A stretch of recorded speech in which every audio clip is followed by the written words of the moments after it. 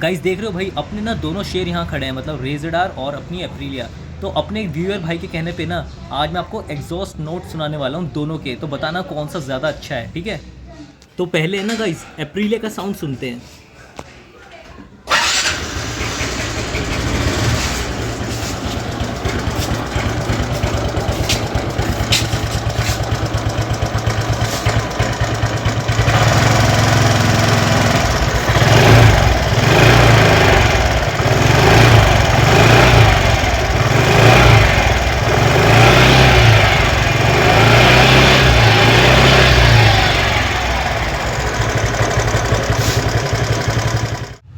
तो गाइस अब बारी अपने साइलेंट मशीन की, इसका नोट सुनना, फिर बताना भाई इन दोनों में से कौन सा बेटर है।